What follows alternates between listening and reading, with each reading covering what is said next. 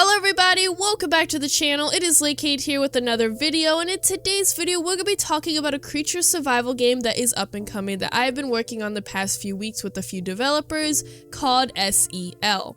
In today's video I'll be going over everything we have so far and information you need to know about the game. If you guys are interested, the description will have the Discord link as well as the comments, and you guys can join in there. We're also looking for some more developers. You guys can look in the Discord for who we are looking for and position wise, and with that said, let's go ahead and get right into it. So the first thing we're talking about is the information about the game, and while I do that I will be showing some of the development on screen so you guys can see that while I'm also talking about the game. So SEL is going to be a creature survival game that will focus on survival. Not only will it be survival, but our game will introduce new mechanics that bring our creatures to life. Each creature being based on real-life animals and carrying out their characteristics while being different looking to their counterparts. Example would be if a creature is based on a lion, it will look similar to the lion with its own creative touch to it.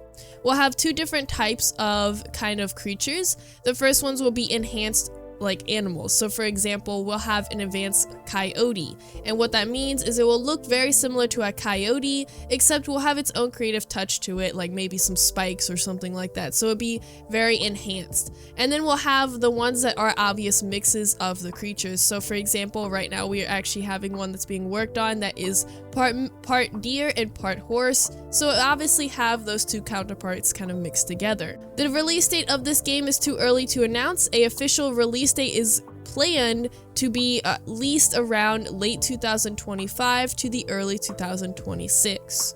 Will this game be on console, PC, and also on mobile?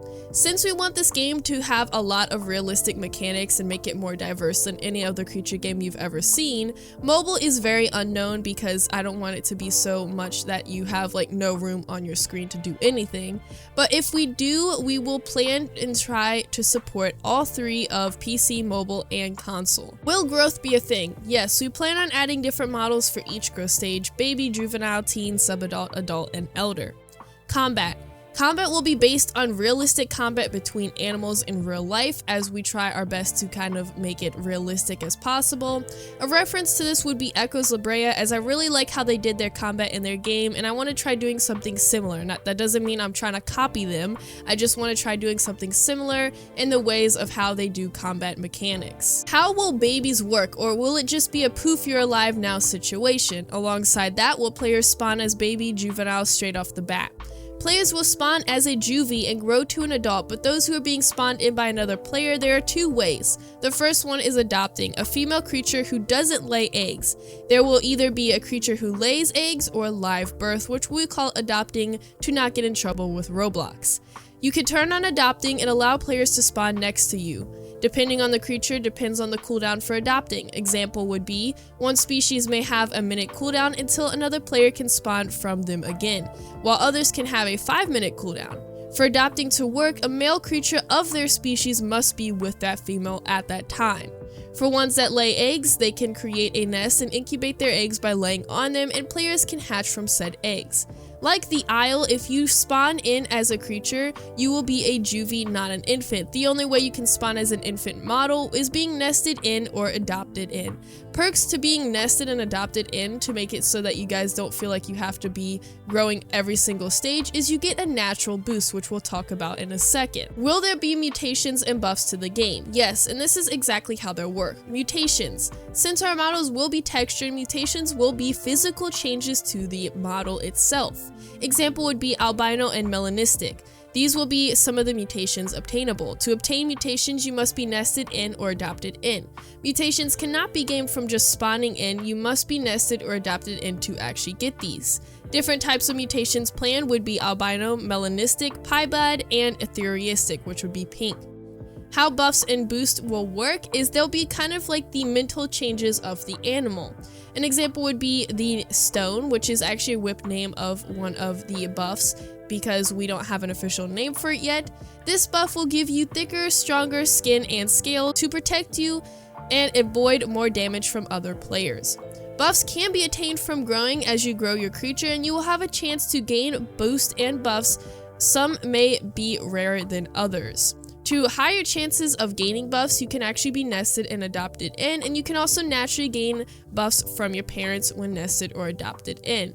Same goes for the mutations. If your parent is an albino skin, you will have a higher chance of getting that albino mutation if you are nested in as their child. So how will we organize all of these creatures? There will be classes. The game will introduce classes as a way to organize creatures in the game. Class Etheria will be the herbivore class. This will be all of the creatures that eat the grasses on the ground, and all of them will be related to the real life animals that are herbivores. So for example, horses, deer, stuff like that, things like that will be in that class. Class Aethial will be the carnivore class. This is where all of the carnivores will be. Class Obra will be the omnivore class. Now this will actually be coming in the alpha stage or in the late pre-alpha stage, as we will have 3 different stages, which I'll talk about in a little bit. But pre-alpha will only have the 2 classes at first, which is Etheria and Aethial, and Class Obra will come later on. In the future, we will be getting more classes into the game, and they will have different diet systems and etc. But for now, we only have these 3, and we'll plan to add more in the future. Next is about the skins. Now, skins will be a way you can actually customize your creatures. Since we have textured creatures, you won't be able to actually change the colors like you could in Creatures of Sonaria. There will be skins that you can actually obtain through badges, mission quests, and special roles. Biome skins. Biome skins will be available by completing quests called Travel Quest. Each creature will have their biome skins locked until you use that creature and venture into different biomes. You cannot unlock biome skins for another creature if you're playing another creature. For example, if you're playing a Springhorn, you cannot unlock any of the biome skins with the Springhorn for the Vulprix, which is one of our carnivores. Biome skins will be colored and patterned based on the biome that they're based off of. So if we have a tundra one, it might be a little bit lighter, it might be a little bit more blue than it would be for a savanna skin. Quest and mission skins. Mission skins will vary in creativity, and they may all vary in looks and colors. They're earned by completing missions in-game. Lastly, we have special role skins. Special role skins are attained only by having special roles. Developers, YouTubers, moderators, etc. Or you can earn a badge from completing a secret mission, as well as joining the game during pre-alpha, alpha, and beta stage. These skins will be colorful and creative to open their uniqueness and value. So you don't have to be necessarily a special role in the game to actually get some of these skins. You can actually earn badges from completing secret missions, as we will have secret missions happening in the game that will not be kind of announced until someone kind of figures it out in the updates. Obviously, when we have an update with the secret mission, we'll let you guys know, and you guys can kind of figure out how to unlock those missions yourselves. How will skins work with nesting and adopting system? Depending on the parents depends on the skin you spawn in as. If your parent has an exclusive special skin, you will have a chance to spawn in as that skin.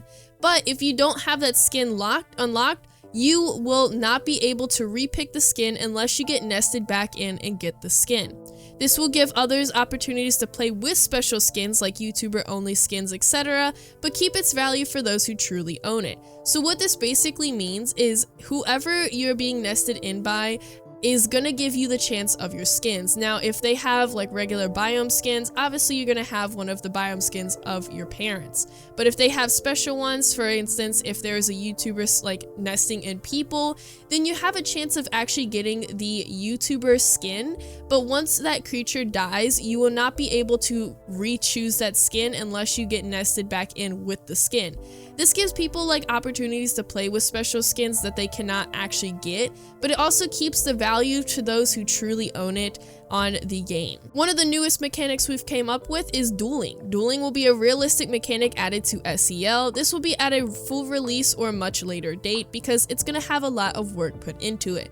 How this will work is dueling will be based on real life animal duels that animals do.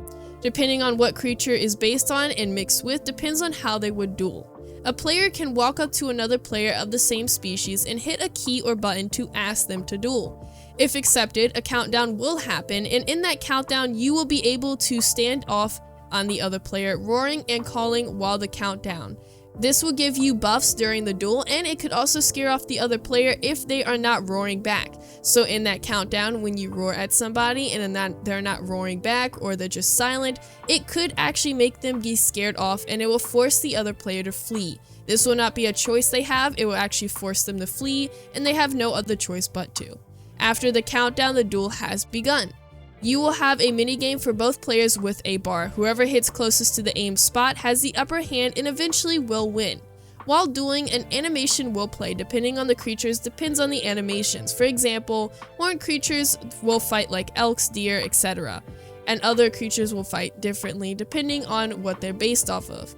If you are in a group with said player and they are leader, if you win the duel, it will automatically promote you to group leader.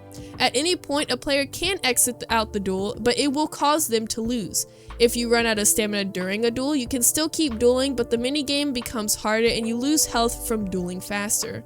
Dueling will consume a lot of stamina and health. The longer you go on, the higher risk you have of dying from the duel. It kind of gives that realistic kind of mechanic, as there is duels out there in the world that animals do that ends up killing them. So I do want to add something like that makes it more realistic.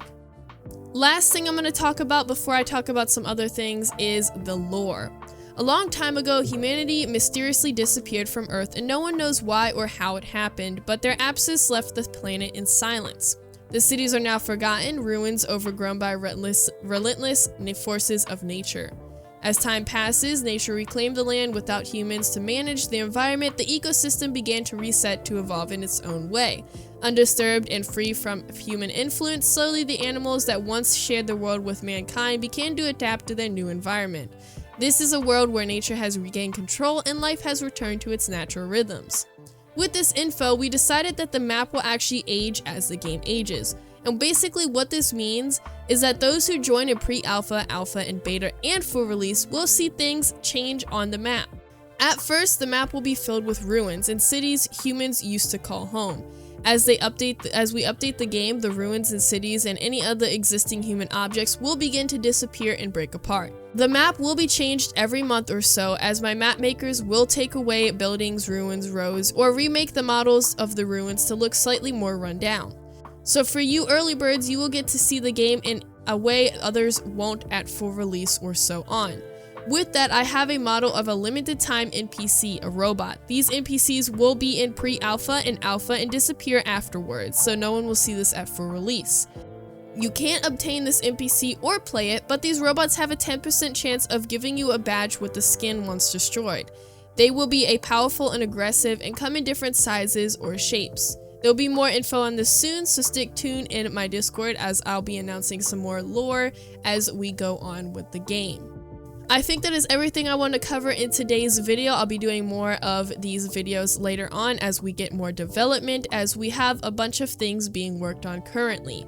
Right now, we're actually looking for some developers before I do in the video for anyone interested. Right now, I'm definitely looking for map makers and people who can model foliage.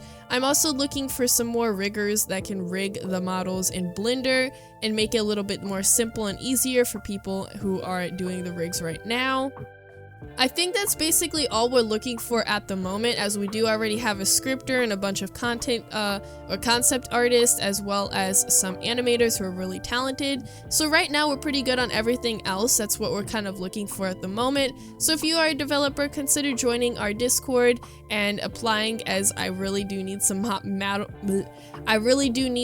makers working on the game. But with that said, I hope you guys enjoyed today's video, and let me know what you guys think about the game so far. And if you have any ideas or suggestions, let me know in the comments below. I'd love to hear them, as I really want this game to focus on the player's opinion based. Now, I don't want it to be heavily opinionated on the players, but I also want them to have a voice in how this game will be created, as I feel like a lot of games don't do that, so I wanted to do something like that. With that said, I hope you enjoyed, and I'll see you in the next one. Bye!